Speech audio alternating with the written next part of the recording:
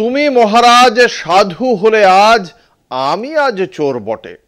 দল পাল্টে বিজেপিতে যাওয়া অনেক নেতার সাদা পাঞ্জাবিতে লিখে দেওয়া যায় রবি ঠাকুরের কবিতার এই লাইন। যদিও বিজেপি এই মুহূর্তে দেশের শ্রেষ্ঠ ওয়াশিং মেশিন, হাজার কাদা কালি গায়ে লাগলেও ধুয়ে মুছে সাফ হয়ে যায় বিজেপির আশীর্বাদে। 2024 সালে এম.কে. স্ট্যালিন ওয়াশিং মেশিন রাজনীতি নিয়ে এমনই আক্রমণ করেছিলেন বিজেপিকে। তার ফল কি হয়েছে?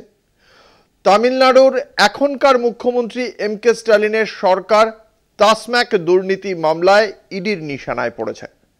এই পরিস্থিতিতে স্ট্যালিন গেলেন দিল্লি, যোগ দিলেন নীতি আয়োগের বৈঠকে, যেখানে উপস্থিত ছিলেন প্রধানমন্ত্রী নরেন্দ্র মোদী। মুখ খুলেছে বিরোধীরা। অভিযোগ, টাসম্যাক দুর্নীতিতে ইডি সিবিআই এর হাত থেকে বাঁচতেই প্রধানমন্ত্রীর দ্বারস্থ হয়েছেন স্ট্যালিন। তাহলে কি বিজেপির ওয়াশিং মেশিনে স্ট্যালিনের পাঞ্জাবি ধপধপে সাদা হবে এবার?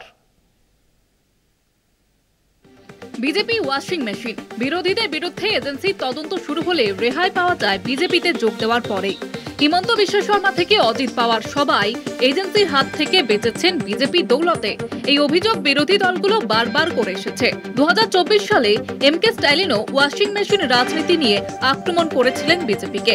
জাতীয় সংবাদ মাধ্যমের একটি রিপোর্ট তুলে ধরে স্ট্যালিন অভিযোগ করেছিলেন 2014 থেকে 25 জন রাজনীতিবিদ বিজেপিতে যোগ দিয়েছিলেন তাদের বিরুদ্ধে এজেন্সির মামলা চলাকালীন।